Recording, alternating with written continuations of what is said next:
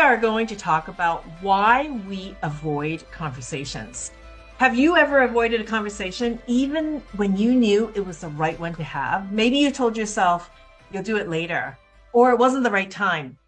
If you were to assess these moments objectively, you may notice that there was a gnawing in your gut and something pushed it aside because it felt incredibly uncomfortable. Most people assume it's because they're bad at conflict. Either they're not confident enough or just not skilled to handle such situations. But that may not be what's going on.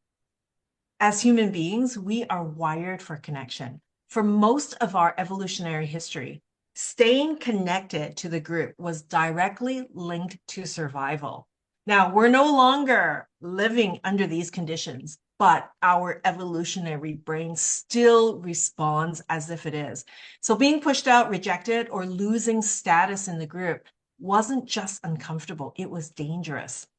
So our brains become very good at scanning for anything that might threaten connection, belonging, or safety. So layer on top of that, many of us never actually learn how to deal with conflict in a healthy, direct, and respectful way. We learn by watching. We learn from how conflict showed up in our homes growing up. For some, it meant shouting. For some, it was silence. Or for others, it was walking on eggshells. Maybe it meant pretending everything was fine when it wasn't. And that became our blueprint into adulthood and into the workplace. So until we learn new skills, we tend to default to what feels familiar to our nervous system. So research shows that around 70% of people in the workplace avoid difficult conversations. And more than half, this is, remember, more than half deal with challenging situations by ignoring them altogether. I have been guilty of this myself. So that is why today's topic is very robust and interesting for me.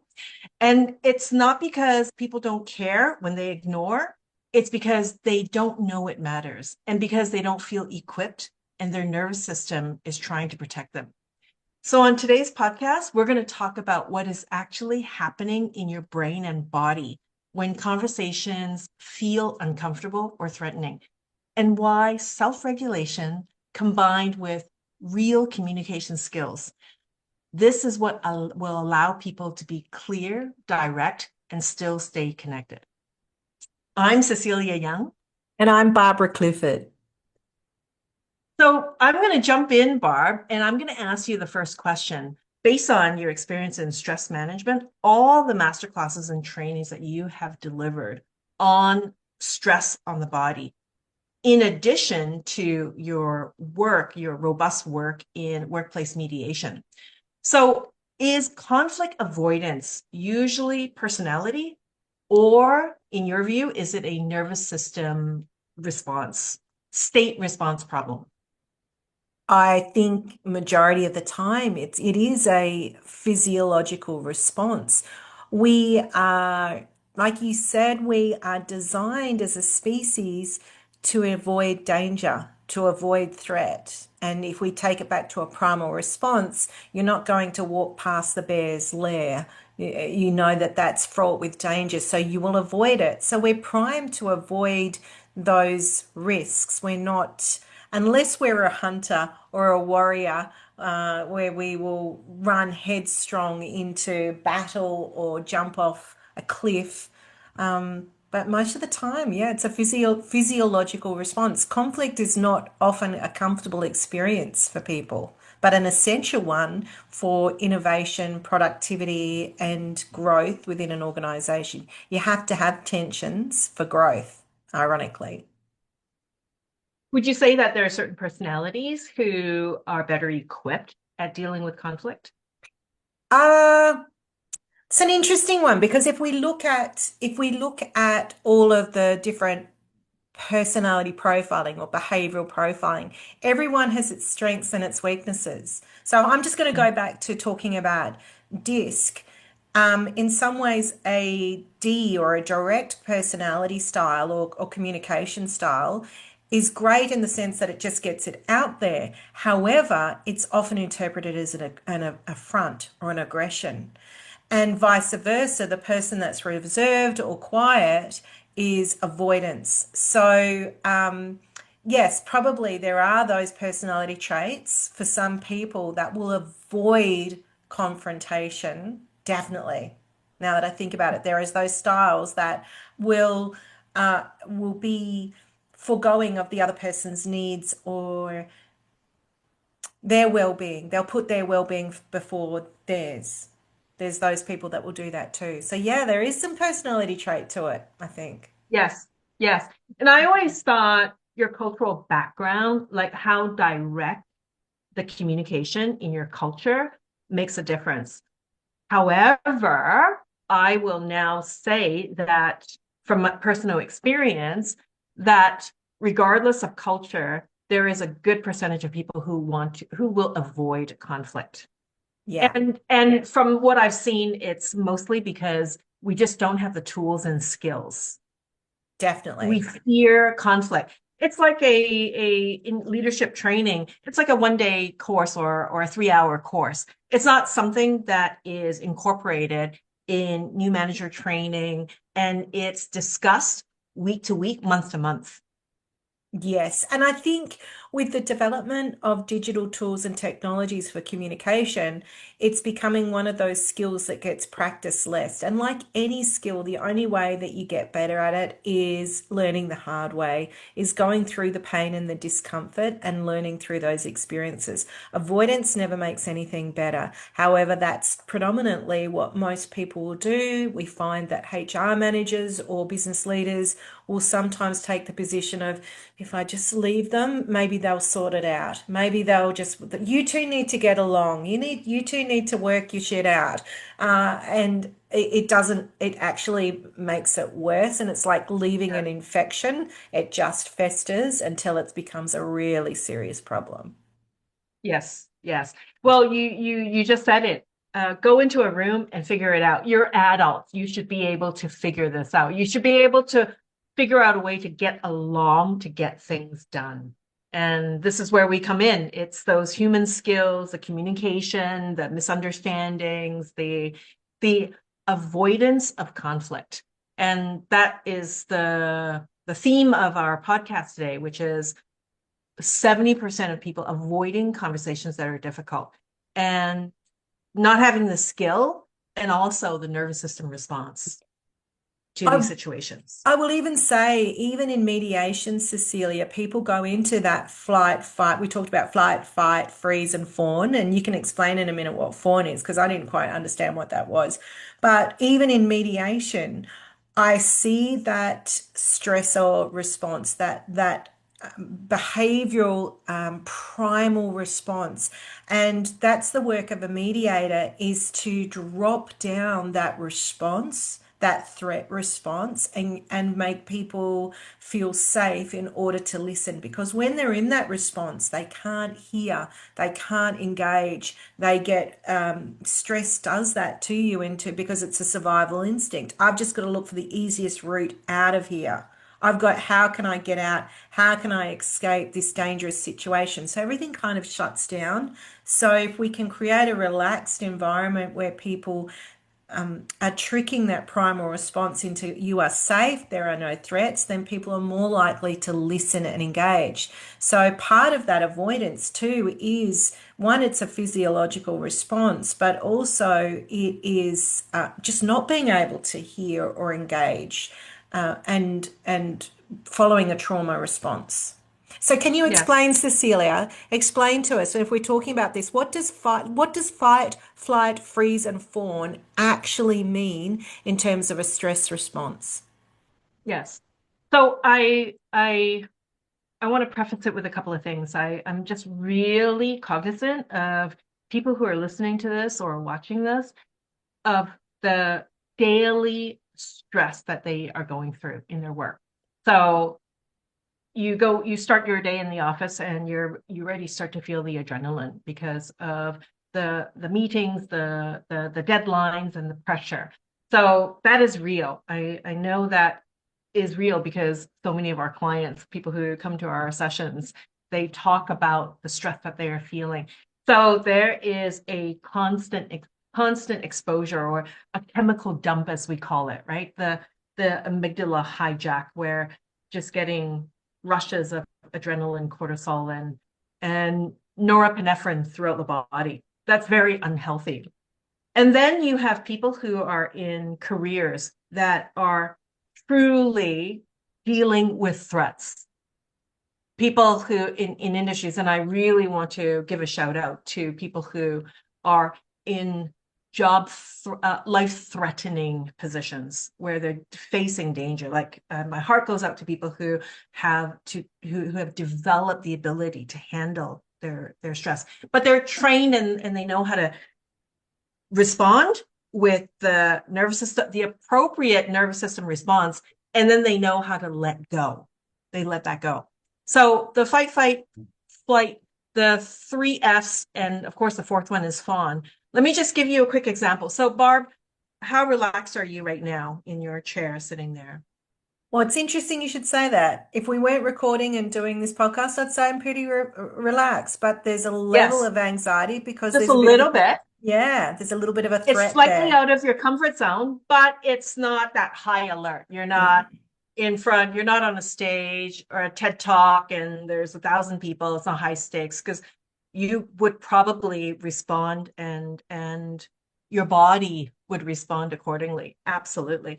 So if you were to talk about your posture and your sitting, do you feel comfortable? You Yeah, yeah. I'm okay. not. Okay. Well, you are in a parasympathetic state right now. So you're relaxed. Yeah, And this is where you can be creative, where you are able to rest. And what we call this the rest and digest.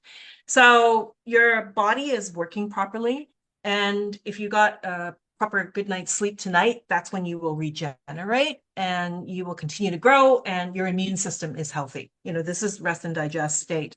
And this is where you are able to make rational decisions. You're able to have very collaborative conversations.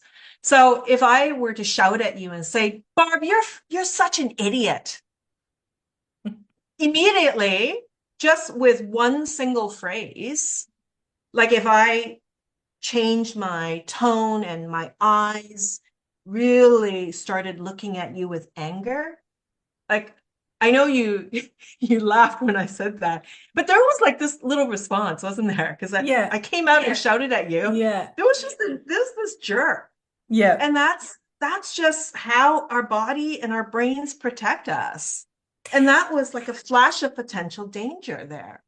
And what's really interesting about that scenario, Cecilia, is, and we were talking about this before, is that, and you're talking about those first responders or people that are in dangerous situations. That's the nature of their work. They go into that heightened, they go into that prepared, and that is part of their functioning. They're already heightened and aware of a threat. And I feel that if I'm in a relaxed state and out of nowhere you yell at me, you're an idiot, and I haven't been primed for that, that is a greater the amygdala goes in and fires off, and the cortisol fires off because it's like a tiger jumping out of a calming Yes. forest. Suddenly Yes. you're under threat. And interestingly, sorry, while I think of it, is I did a lot of work with staff in the corrections space, which is, and I thought my head was like being a corrections officer is not dissimilar to a police officer, but the corrections staff corrected me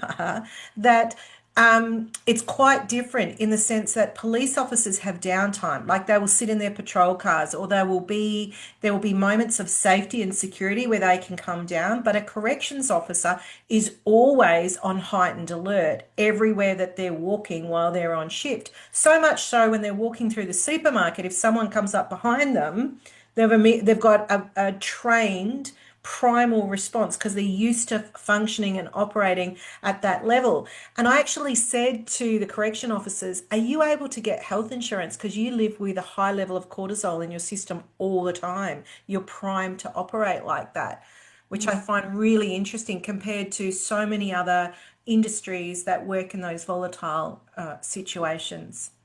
Yes. Yes. Yes. So you said it was a surprise attack. What if there was alarm bells that going off on your house right now? And it would also trigger something in the nervous system. So it could be from me, it could be in your background, and it's just really annoying to hear an alarm go off, but your body will respond and you will be triggered that those chemicals are there until you're able to regulate. So when I designed my public speaking program more than 20 years ago, I focus a lot on how to help people manage their nervous system. And I didn't have the language we have today about it, about self-regulation, but I research and, this stuff isn't just new because of how openly or normalizing it is now to talk about anxiety and nervous system regulation. But 20 years ago, the information was there, it just wasn't packaged. And I figured out how to put it into a simple technique and demonstrate to people that it's just a nervous system response. And you hear a lot about the fear of public speaking is people's number one fear, and rightly so, because you are standing in front of a group of people and you are subjected to judgment, criticism, ridicule, which are all the things that in my opening introduction about why we fear difficult conversations and why we fear conflict is because we don't want to be voted out of the tribe. We don't want to lose disconnection. We don't want to be judged. Being judged and being rejected is one of the most debilitating emotions. If I said, Barb, you don't belong here, get out, it will hit you, even though you know I'm joking, but those words can really set off a chemical dump in the body, is what we call it. I think it's also the unpredictability of it. And this is the thing, like people fear mediation because they don't want to be caught out, they don't want to be trapped, they don't want to feel the attack. And it's all that unpredictability of conflict that Right, is so stressful for people. I'm about to enter the jungle and I don't know what's going to jump out of right, me. So I'm right, predicting that you are going to jump out of nowhere and go, "You're an idiot. It's your fault. You're incompetent. You don't know what you're doing." That's what I might feel like is going to right, happen. Or the other one, which is what we've talked about, is where I have to address your performance and I don't know how you're going to respond. Are you going to burst into right, tears? Are you going to get really angry? Are you going to have a knee-jerk right. reaction? Is that going to reflect poorly on me as the manager? So it's the unpredictability, isn't it, sometimes with these situations that people avoid. Yes. So we're going to share a few techniques. Maybe we'll share them right away because why not? Let's just jump right in. So if you know that there might be unpredictability, and you have a history with this person, you know that they have a tendency to be combative or they can be unpredictable, they can be emotional, then you want to make sure that you calm your nervous system before going in and that you use techniques to maintain the calm because there is never a good response when you are reacting, when you are in a reactive mode, when your amygdala is hijacked. You're going to come out, you're going to be defensive, you are going to blurt something out that you do not want to say. And you're going to be into full protection mode, which is the fight, flight, or freeze. Now, if I'm sitting in a meeting room, I cannot just dart out and run out of the door and just, the meeting. Although I've heard that people do that. Like, I I've can't take seen this. I'm that. out. I've seen I'm that out. in mediations. It happens. People go, "No, I'm not Yes. taking this. I'm out. I'm out." Yes. You know, Yes. they That is can't the flight. cope. That is the Yeah. flight. Yep. So fight is you're insulting me, I'm gonna throw right back at you. So if somebody insults me, I will just get up and there will be all the strength in the body to just fight and attack. So that's the fight response. Flight is I'm out of here. And freeze is we've seen this. This is the more common one. The freeze is just I don't know what to do. I'm immobilized. And freeze is actually a very interestingly a trauma response. And in the jungle, as you call it, the freeze response is so that if you freeze and you become immobilized, then your predator will think you are dead, Yes. so that you will be unattractive. So I'm going to remember that when next time I That's go into a great. corporate environment, if I just sit here and freeze, they'll think I'm dead, and so Yes. I'm not going to be under attack. In one of my trauma trainings, they show this video of this animal, and I forget what animal it is.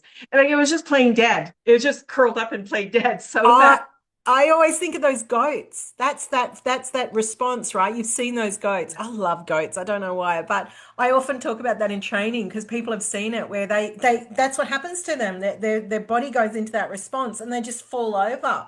You know, they just freeze and fall over. It's so funny. praying that, oh, my attacker will think that I am very unappealing dead, so they will leave me alone. So that's a freeze response. And then the fourth one is a fawn response. Fawn is trying to use words, trying to placate the attacker. So we discuss examples where if somebody is physically violent, but you're not able to run. So if somebody is attacking you, you want to make sure you take the quickest exit out of there. But if you cannot, then you will use words, you will calm the situation until you can negotiate your way out. But Mm, in a workplace context where there's nobody threatening you in that manner, it's about, hey, okay, let's see what's happening here. Did we get off on the wrong foot? Like, I don't know what I did to make you so angry. And I apologize, firstly, if I had done something that I was not aware of. Now, that is fawning, mm, to mm. just try to Sorry, sorry, sorry, de-escalate, sorry, sorry, sorry, sorry. de-escalate the situation. And a lot of customer service people are trained in this, in how to de-escalate. Mm. Someone who's shouting at them, someone who, an angry customer, how do you de-escalate the situation? And there are many fawning techniques to help with that. Yeah. But what did we talk about? Okay, so these are the typical, the three F's, the fight, flight, or freeze. And as I said, back in the day, I help people develop techniques on how to manage their state while on stage so that they're not shaking, they're not stuttering, they're not losing it. You know, it's a very, very tangible fear when people they say, I fear I'm gonna forget what I'm about to say. And that's a freeze response, just completely blank out because of freeze. So I didn't realize this, but at the time I used to share a lot of breathing techniques. And those are all just regulation strategies, Yeah. nervous system regulation. And now we share them very openly. We talk about them. And, a main one is just breathe, do deep breathing. When I was referring to you earlier about your posture, so a very simple one is, how are you sitting? Mm. If your shoulders are scrunched up and you are like working, this is already a stress response mode. Like your body language is already saying, I'm ready to be attacked. Yeah, Yeah, you're primed you're in like a protected. boxer. You're in a protection mode. Yeah. So as many times throughout the day while you're working, just notice where your shoulders are Mm. and take a deep breath. Just take a deep breath and let that breath move out through the body so that you can put yourself in a parasympathetic state. This hunching of the shoulders, that's the protection sympathetic state. And Sympathetic nervous system. And then one more thing, Barb, is your tongue. Where is your tongue? Your tongue, if it's on the roof of the mouth, that's also like, I'm ready to run, I'm ready to fight or flight. when I do training in this space and I'm teaching people about the breath and regulation and the science behind it. Because we've all heard people in a stress response say to us, just breathe, breathe, just breathe. And it's so condescending. The reason people say that is because there is the science behind it. What we know is that it stimulates the vagus nerve. When the vagus nerve has no stimulation whatsoever, it is the body going into that stress response. But we can reverse that and self-regulate by doing slow, controlled breath. And we've talked about box breathing as well. And so that helps stimulate the vagus nerve. It helps get oxygen to all the vital organs and allows us to have that clarity as well. Now, when I do breathing exercises with people in the training, I'm in a stress response. I am under attack. I am potentially being threatened by my audience, so to speak, because they're sitting there judging me and the content that I'm delivering. So I've got to be engaging, etc. So I'll do the breathing response. And what's really interesting when I do those breathing exercises with the class, I'm participating in that. I feel my shoulders drop, and I even say to participants, can you hear my voice? My voice is no longer up here, it's actually lower and more in my chest because I've put Mm, myself into a regulated state. So they can even observe me being more regulated after doing that activity with them as well. that's great. I like that. I had not considered that the voice is coming from a lower part of the body instead Yeah, of up here, the yeah, throat where the the higher pitch. And yes, yeah. and breath helps with that. So it is so underrated, taking a deep breath. It so is, Now, and because we just do it naturally, Pete, that's why it's underrated. Well, I breathe every day. What's controlled breath doing? But we know that the in Australia it's the SAS, it is the what do you call it? The Navy the Navy SEALs SEALs. in the US, they all do Yes, box breathing to yes, regulate when they're about to go into a really volatile situation. yes, There's even a man here by the name of Adam Drake in Australia who works with children in detention centres, that these kids have got to go into to court and testify. He does breathing exercises with mm, them to be able to regulate, to be able to control their responses when they're in the courtroom or when they're being taken through a criminal situation. And he teaches them those basic skills in order for them to self regulate and also to support them outside of that situation when they're either in prison or where they're back into those volatile situations where they can not go into that primal response yes, but more a conscious response simply by controlling their breath. yes.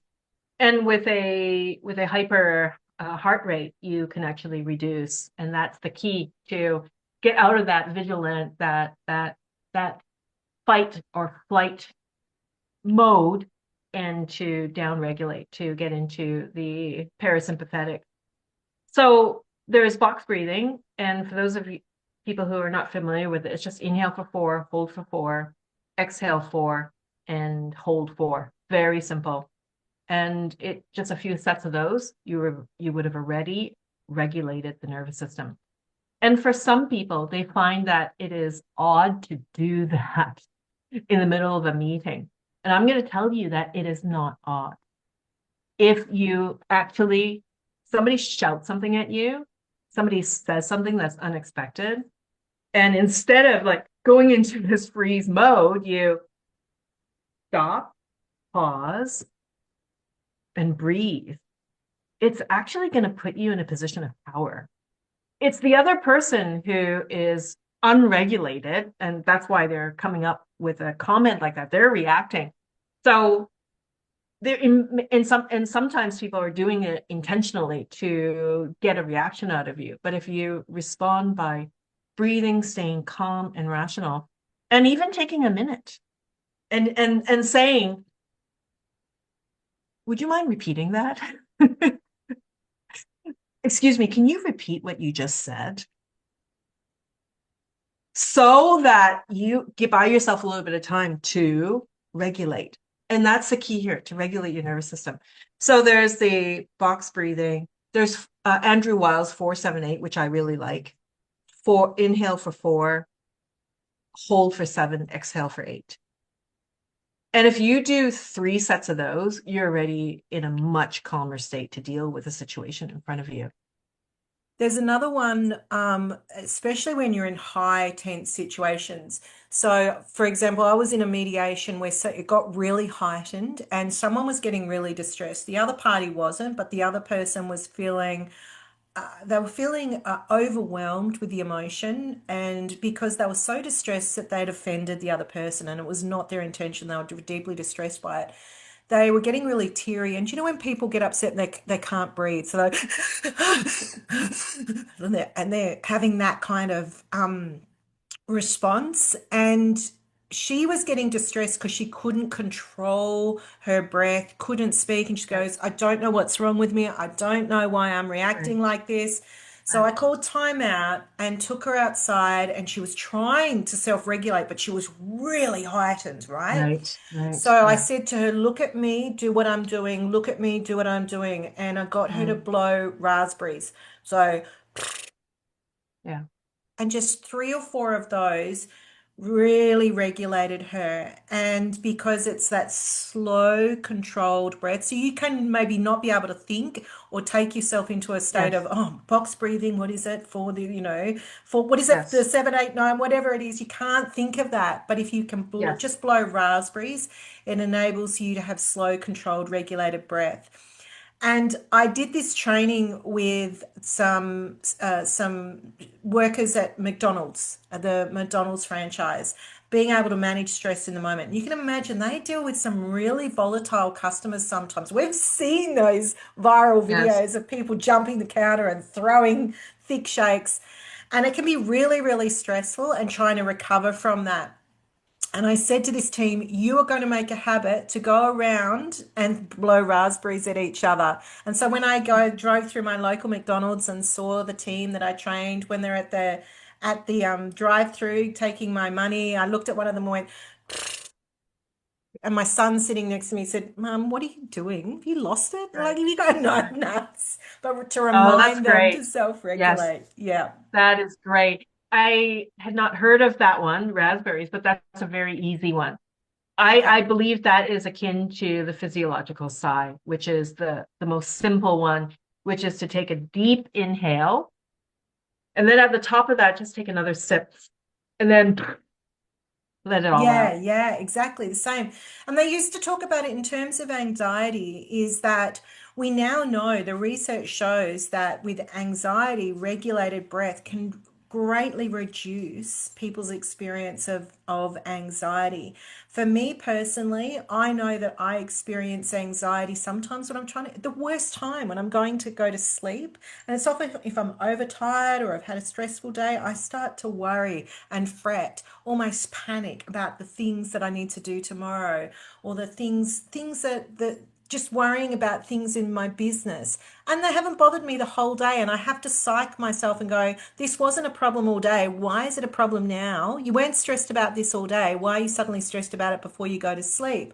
And so that regulated breath takes the anxiety away, that slow, controlled breath.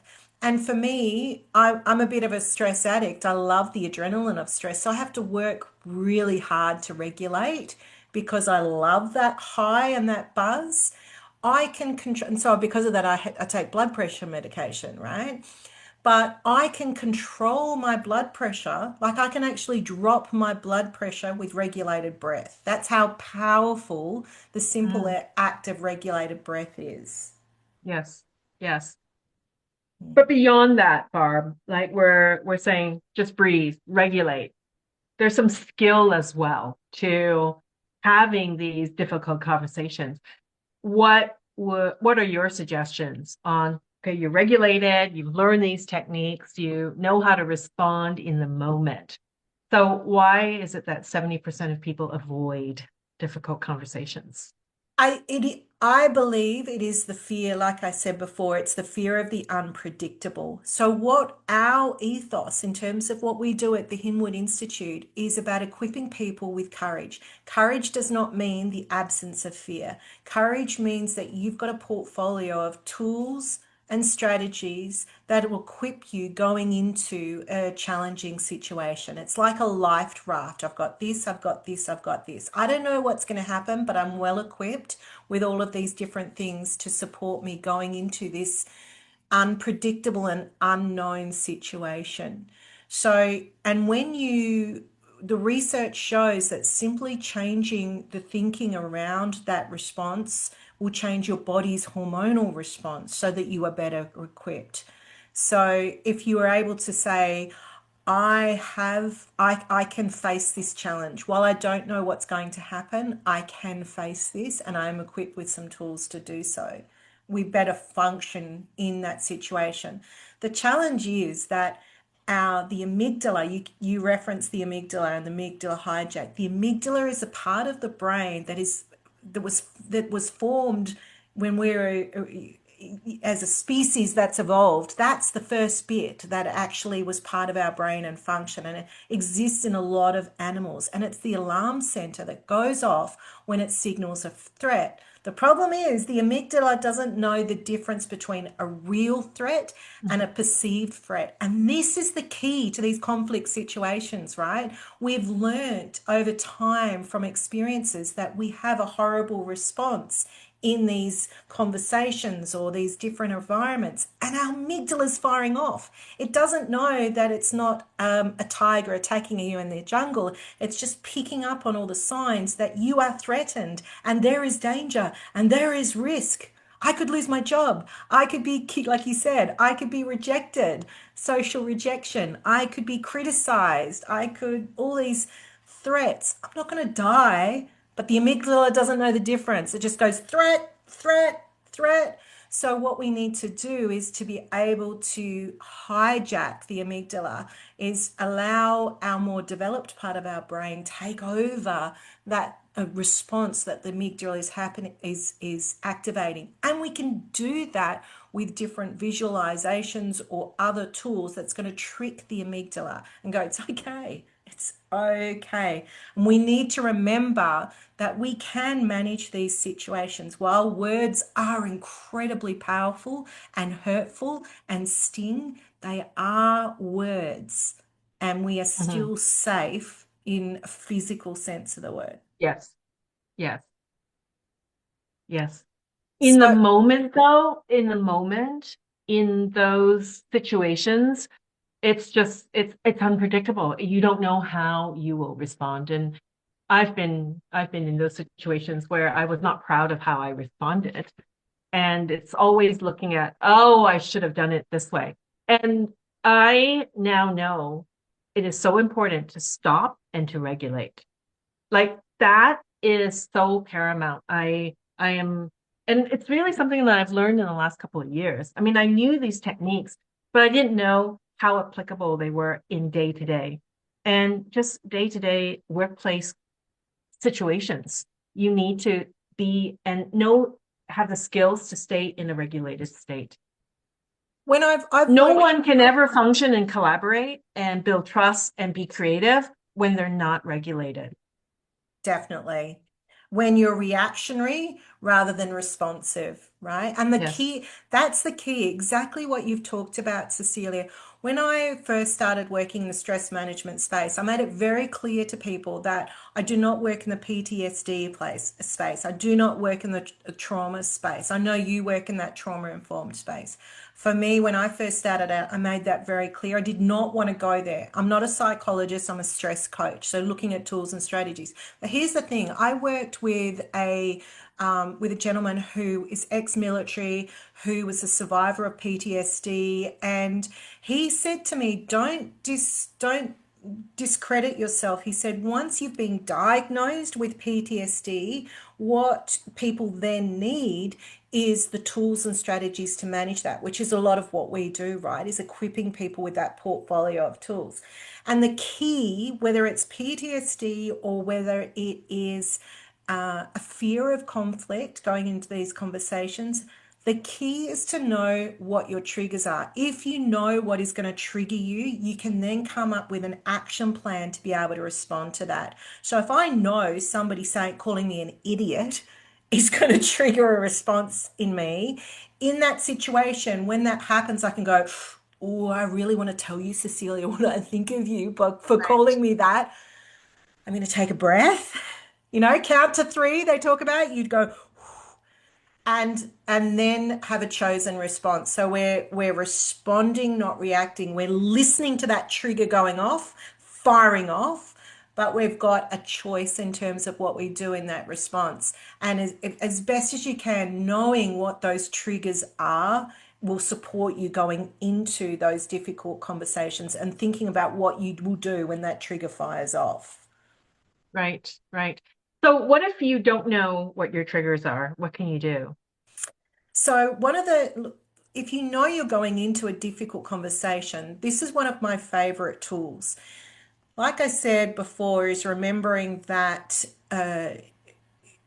your amygdala doesn't know the difference between what is a real threat and a perceived threat. Dr. John used to talk about this tool, and it was very popular with first responders, and he called it the cylinder tool. So that is simply visualizing. It sounds flaky, but it's very powerful. Simply visualizing that you have a sphere of protection around you. Some people talk about white lighting and all of those things. It's very similar. And the idea is that you imagine those words that are firing at you are hitting a shield and bouncing off. Now, to the conscious brain, that sounds doesn't sound genuine or valid, but to the amygdala, it doesn't know any difference. There's a part of the amygdala that's going safe, safe, safe. And so that's where we as an evolved species can use our prefrontal cortex, our thinking part of our brain, to create a narrative that tricks the amygdala rather than being the lizard or the crocodile that has a reptilian response to a threat, snapping, biting, rolling, running, whatever. We can actually use that part of our brain to create some thinking around that situation that's going to protect us. So in those moments, going into those conversations, go feel the hurt, feel like the barb that hits you is like, oh, that hurt. That really Mm, hurt me. And then going, okay, I need to put up the shields. I'm not going to let your words get to me. I'm not letting them penetrate me. I'm going to let them bounce off the shield. Then, if you can, and we've talked about this, is actually listening. That what mm, Cecilia called me an idiot. What's behind that? Does that mean Cecilia thinks I'm not listening to her? Does she mean that is she trying to tell me I don't have the skills to be able to deliver on this work? And that's when you ask that question. Cecilia, I'm curious, why did you call me an idiot? Does it mean this? And then now we're entering into a negotiation because yes, I've got my armory around me to not let that word hurt me yes, and for me to yes, fire off. yes, yes. So that conversation could have gone in many different directions with you being defensive and then calling me a name, and then it gets into a verbal attack versus you stopping, regulating, and then saying, this is not your usual kind of communication. What's going on? Or maybe we don't know each other well, and I shocked you and say, "Whoa, where did that come from? What's going on?" And then I might say, yes, and I might give an explanation. People are dealing with stuff. They're bringing a lot of baggage to the workplace. They are dealing with a lot of stuff at home. They're dealing with a lot of stress. We don't know until we practice some listening and curiosity. But Exactly. in this is a really good example. Instead of jumping to conclusions and going right back on the attack, is just stop and practicing curiosity. And that's the simplest tool you can remember, right? In that stressful situation, you don't have to think about the smart words, the language Yeah. models, because you're not going to remember that in a stress response. If you can just remember curious, curious, curious. And I love what you talk about, Cecilia, in terms of when we talk about assumption, is it's like innocent until proven guilty. Go with the assumption that somebody's intent was honorable and professional, and then explore and unpack why. Yeah, I'm sure Cecilia wants to be professional with me. But why then would she call me an idiot? I know her Mm. intention is to get the good outcome for the work that we're doing. What's behind this? So if we can give people I guess, the benefit of the doubt, I'm sure you've seen this as well in terms of dysfunction in the workplace. You said before, people come to the workplace and we don't know what's going on for them in their life and what's going on in their world. We also don't know what experiences they've had. And something we haven't talked about is the trauma that you potentially bring with you or the narrative that you bring with you based on experiences or the signals that you've got. There have been so many times in mediation where people have communicated that their colleague has physically threatened them. And when we've actually unpacked it and explored that, that's not actually the case, but this primal fight or flight, freeze or fawn response that's going off in a person's head is going, that's a threat. I've just seen them do Mhm. this physically, so that must mean that they're threatening me. And it could be the threatening someone's throat or, putting their fist up like they're going to punch somebody. However, what those physical responses are, what we unpacked was it was a physical response to frustration in the communication, yet the other party interpreted those physical actions as a physical threat, if that makes sense, if I'm making Yes. sense. Yeah. Oh, yes, yes. Well, because if you're in a perpetual vigilant mode, you will sense and interpret a lot of behaviors as threatening. And it's sad that there are some toxic workplaces where people are combative and the culture is to protect your territory and do not trust. Sadly, this does happen, and we're going to go back to we can make a difference. We can change the environment. We can change the nature of relationships one conversation at a time. It will Yes. not happen overnight. And it is also a wild expectation if that one conversation you prepare and you go in and you think you will solve everything. It might take a slightly different turn. It might chip a little bit off that that very hard exterior of the mistrust or dysfunction. But you're on the way to a resolution instead of going in the opposite direction. And what's the opposite direction? The avoidance, the 70%, the 50% who do not deal with it at all.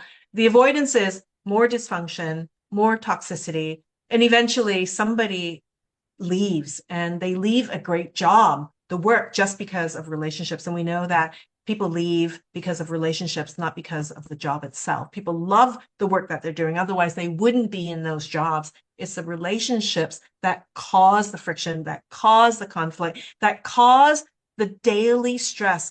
And you hear this a lot. It's not worth it. I don't need to put up with that because there's that chronic stress and the discomfort. After a while, people burn out, people break down. Mm.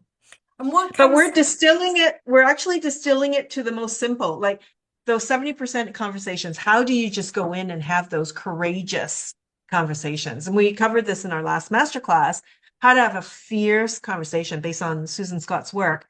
And a fierce conversation is not about me being right and attacking. In fact, preparing for a conversation where you are right and the other person is wrong never, never, never goes well. So I want to repeat this, never goes well.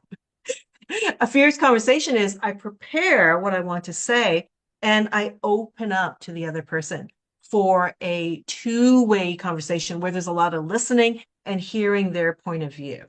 and it's so interesting going into mediation, Cecilia, when we start the conversation about what do you want out of this conversation? What do you want to achieve? It's not uncommon for people, they want blood in the sense that they go, I want them to admit that they were wrong. I want them to apologize to me. I want them to leave their job. And so it's like, I'm right, they're wrong. And so the role of the mediator is to open up their mind and consider different perspective, consider a different narrative. Because when you start to unpack it and you ask these questions, they soon realize they don't know. They've made a lot of assumptions. They don't know the intent. They don't know why somebody Mhm. did that. They don't know why Cecilia called them an idiot. Yes. So, and you can just feel like the shoulders dropping with the breathing, people going, oh, there could be more to this. And then they're more open and willing to engage in that conversation rather than going into, I'm going to win. Because it's not a Mhm. battle, it's a conversation, it's a negotiation. Yes. Yes. We were talking about triggers earlier, and I have forgotten. I used to deliver a training on hot buttons. Yeah. There are 8 hot buttons. So maybe we could bring that up and introduce it in a masterclass. That would be interesting to understand what your hot buttons are, because your hot button is different from my hot button. Exactly. And I often talk about there's a tool that I use, and I won't go into it now, but there's a tool that I use which is called the frustration tool. Typically, when people are really frustrated, which is a Mm, precursor to conflict, right? Oh, Cecilia's frustrating me. She's really annoying me. right, There's right. something there it's a hot button. Why does this frustrate you, but it doesn't frustrate your other Yes, colleagues? yes, There's yes. something that's being triggered in you, and let's unpack that and explore why you're being triggered by Hmm. that Hmm. situation. Is this what Dr. John Hindwood used to teach, that there's something in you that is causing that? The hot button is a real indication that it is a form of projection. There's something in you It's that not, you're it's not more owning, something that has you're evolved out of. suppressing. Yeah, it's Cecilia. This is something, a tool that I've developed over time with the influence of people like Dr. John Himwood, Dr. John DeMartini, to be able to recognize it is about that creating a bit of balance. It's also Buddhist philosophy as well, and it's that idea of what do you believe to be true that isn't as well. There is always another perspective, another balance to a situation, and how do you shift your perspective to see things from another angle? How do you walk a mile in the other person's shoes? How do you go into their brain and look through their eyes at how you look and their world and how they're perceiving things? And that's where we apply emotional intelligence and empathy into the workplace to be able to it gives us a leadership edge to be able to go, Cecilia, I know why you called me an idiot. Is this what's going, I suspect, I think not quite to that patronizing level, but I'm Yes, yes, applying yes, empathy and an understanding to go, I yes. think this is why she did it. I'm going to be curious and explore that and Mm, unpack that rather than jumping to a conclusion about you that limits my that all of those things come into play. Triggers, a mhm. reaction, closed thinking, all of those flight or fight response rather than a position of courage and clarity. Yeah, yes, yes. It made me think of Luminous Spark, where you could really look at someone's quality. We could look at one particular quality, and this is the one that frustrates you.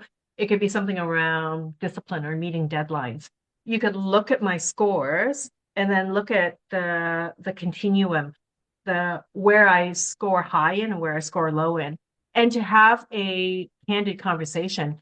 So if the two of us were able to look at our scores and have objective data, so this is not me personally, you're not pointing your finger at me. I'm just looking at what the data shows. And then I look at your data. We can have a collaborative conversation about our differences. And it would be facilitated like, why are my scores like this? Where did this come from?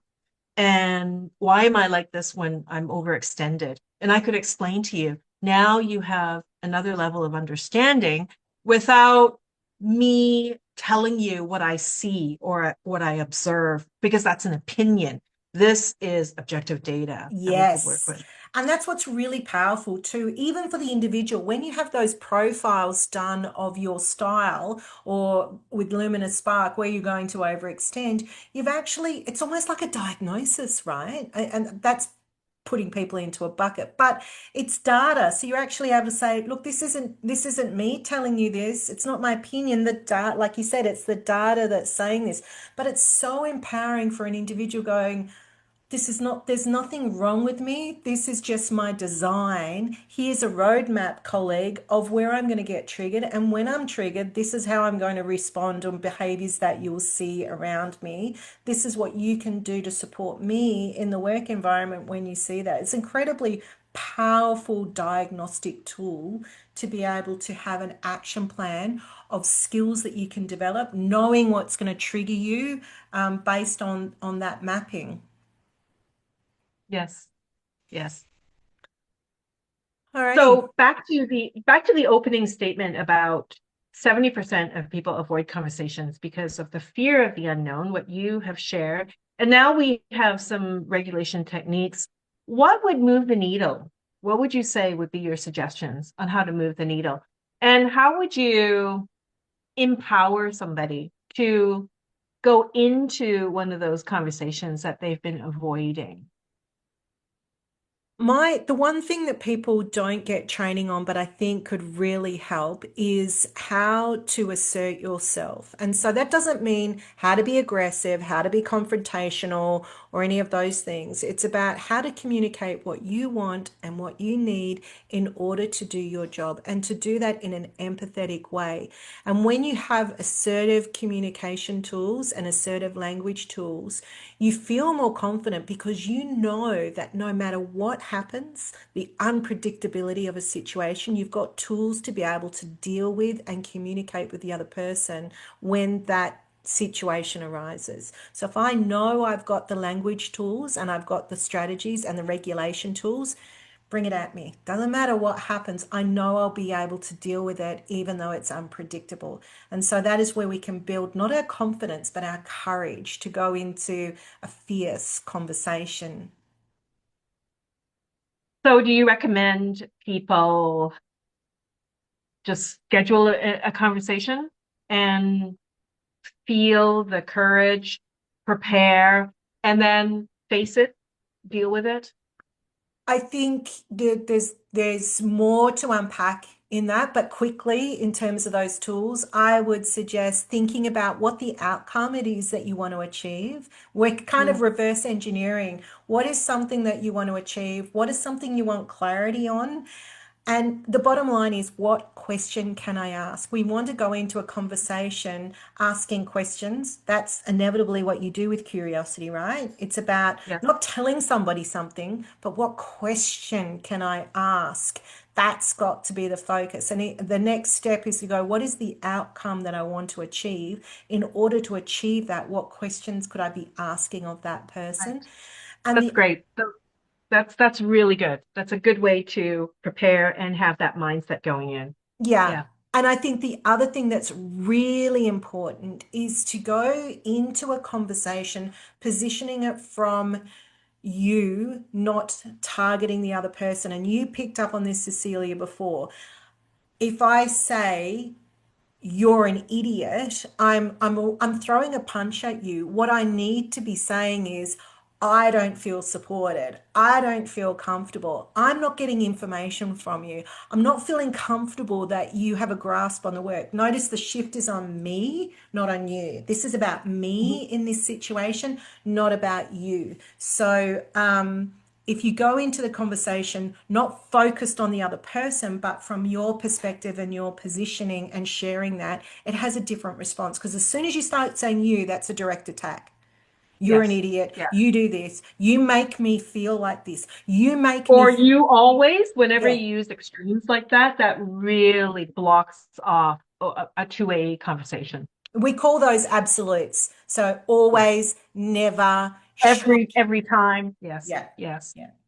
And if I may add that it's really important to stay in a position of neutrality. So if you're going into the conversation expecting to have the upper hand or to win an argument, is not going to go well. So it's about going in and getting more information to see where that will take you to the next step. To also not expect that the one conversation is going to solve the issue.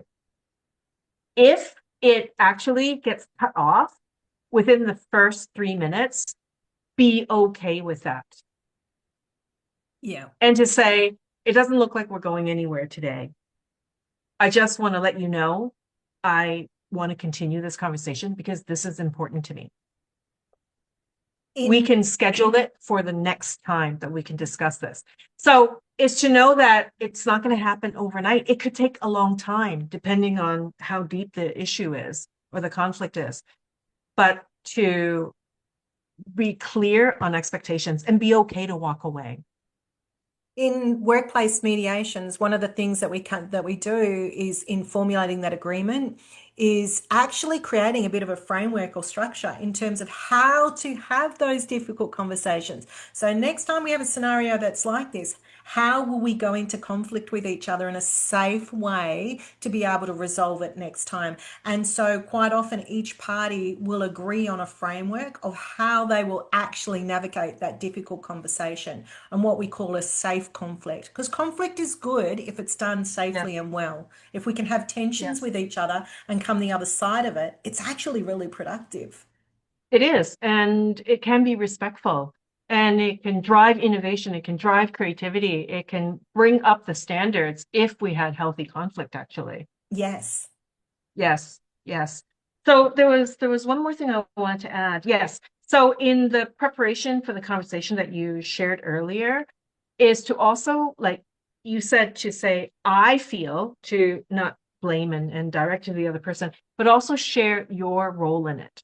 I Mm, played a role. I did not pace you up. I did not follow up with you on a regular basis. So that is my responsibility. So making that as part of your statement so that it's a two-way. I'm already setting it up as a two-way conversation. that is one of the greatest lessons. I remember when I first started learning about leadership and and going on that leadership learning journey, they kept talking about this book called How to Win Friends and Influence People. And I kept putting reading off that book because I thought, what is an old man from 100 years ago going to teach me about leadership? Mm.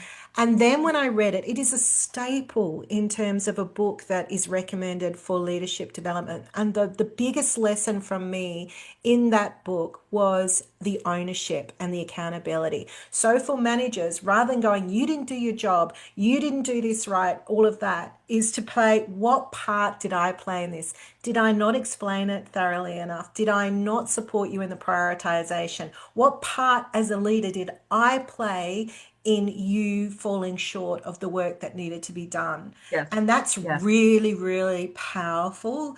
And I've had people in workshops argue that point with me, going, what if the person is just basically incompetent? Then I then say, what part did I play in the recruitment? Did we get the wrong person for the job? And what part did I play in that? yes, yes. And I don't think anyone is always just completely incompetent. No, There's always something else, and no one is ever the sole responsibility of the fracture of a relationship. that's right. It takes two people. Yes. That's right. Yeah. Anything else? No, I think we've covered off everything really well, Cecilia. Lots in this. Okay. So to summarize, the flight, or freeze response, and the four F's, including fawn, is to remember to regulate, to go in with preparation, be prepared to walk away without the resolution, but having made progress. And I believe people are doing this when it's important enough, people will do it. I am suggesting that we do this day to day, just to get out of our comfort zone just a little bit more. And that is one of the reasons people are so resistant to change, because we don't, in fact, we like the predictability of bad stuff. At least it's predictable. At least I know it. It's the unknown that is always so frightening. So it's okay to step out of that comfort zone a little bit, because each day that expanse just gets bigger and bigger. Where solutions and possibilities lie, that window gets bigger and bigger. And the learning. And the learning. Without stepping out and being courageous, the learning doesn't happen. And learning only Yes. happens with mistakes. So we've got to embrace that part of it as well. You just have to step in. Yes. Yes. Okay. All right. Great conversation as always, Barb. Good chatting with you.